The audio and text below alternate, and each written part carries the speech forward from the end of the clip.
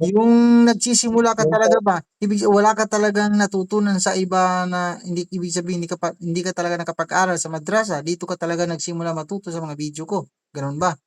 Opo, Ustad. Hmm, Nung nanood ako sa YouTube mo, ah, doon ako natuto. alhamdulillah. Yung, Very good. Eh, talagang tumatalab sa'yo ang opo, Ustad. turo ko. Okay, sige, maganda, alhamdulillah kung gano'n. Ano yung itinuro ko sa'yo dito na ito yung mga huruf na ito yung tinatawag na nunus sakin at tanwin. Kalimutan ko na kanino na ituro ko sa'yo. Ito ay huruful izhar, huruful Opo, Ustad. ikhfa, idgham na biguna at saka idgham na bilaguna. Itong dalawa, ito ay iklab. Saan dito sa apat na huruf ang naipaliwanag ko sa'yo noon? Hindi ko na ma-remember. Saan sa apat na ito? Ikhfa, idgham or Ito iklab? po, Ito? lam po, Ustad, ito. Oh, hindi, saan sa baba? Ito? Yung mimaw, ya. Opo, Ustad, Ito, yan. ito. Opo, Ustad. Okay, ito yung idgham. Idgham na Opo, biguna Ustad. at saka idgham na bilaguna. Okay, bali kung yan ang naituro ko sa iyo noon, bali ngayon ay dito tayo sa ikhfa. Unahin natin itong ikhfa. Itong idhar ay hindi na yung kailangan ituro kasi kabaliktaran ng ikhfa. Kapag beginner ang tao, Opo. talagang alam na alam niya yan. Bali dito tayo sa ikhfa. Ang ikhfa na ito ay ang gagawin mo dito ay ganun pa rin. Kapag ang mga bawin na tanwin at saka nun na ganyan na makita mo sa Quran na walang sukun, yan ay consider pa rin na sukun. Kapag babangga Hmm. sila sa kahit saan sa 15 kaletrang ito na letra ng ikhfa, ay yung bigas mo sa ending nila na nun ay wag masyadong kalaruhin ba. Parang Ayan. mas tambay ka ng saglit dun. Kagaya ng, halimbawa, nung nabumangga ng ta, halimbawa sa kuntum, ganun. In kuntum, ganun. In Tambay lang sa... kun, o yun nun at saka ta. Ganun yung halimbawa. Okay? Hmm. Halimbawa sa, ganun din kapag sa tanwin, halimbawa sa, wala pa akong makita sa tanwin. Halimbawa sa nun at saka, halimbawa, nun at saka sin. Sin, halimbawa, al-insan. Al-insan. Ganun. Sa nun at saka qaf, halimbawa ng min qablik. Min min qablik. Ganun. Min qablik. Hmm. Ganun yung halimbawa ha. Buksan natin. Dito na tayo sa likod niya. Meron din dito. Ito, halimbawa. Ito ay, nandito na yung isa. Si Norham. Si Norham ito, parang beginner to ata ito. Ito halimbawa natin naman. Ito ay tanwin na bumangga ng kaf. Nandito. Ito. Ito yung tanwin. Ito yung Opo. kaf. Yan yung binangga niya. Tingnan mo dito sa wa ajirin karim.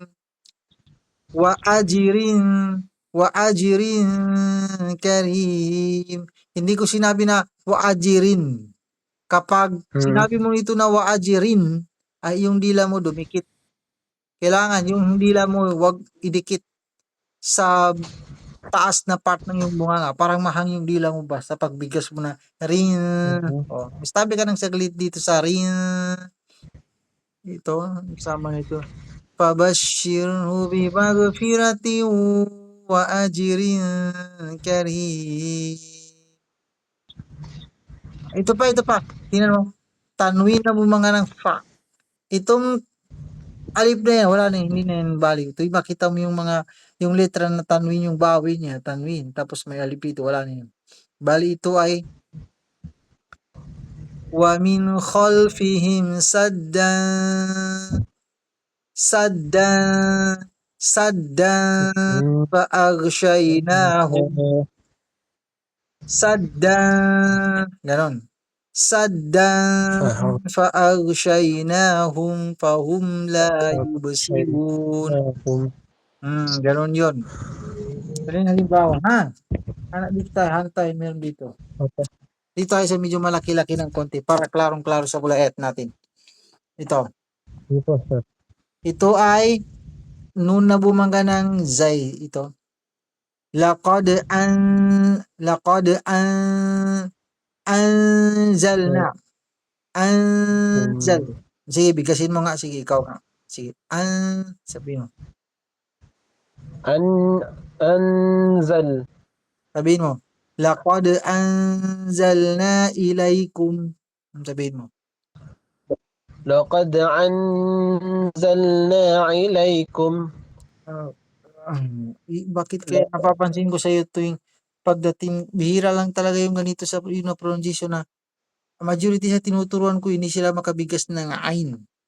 Pati ain nagiging hamza. Ikaw naman hindi ka nakakabigkas ng hamza, puro ain. Pagdating, pati hamza ginagawa mong ain. Yung bigkas mo nagiging ain talaga, puro ain talaga ang gamit mong pronunciation. Laqad Ilaykum. sige. Laqad anzalna ilaykum. Sabihin mo.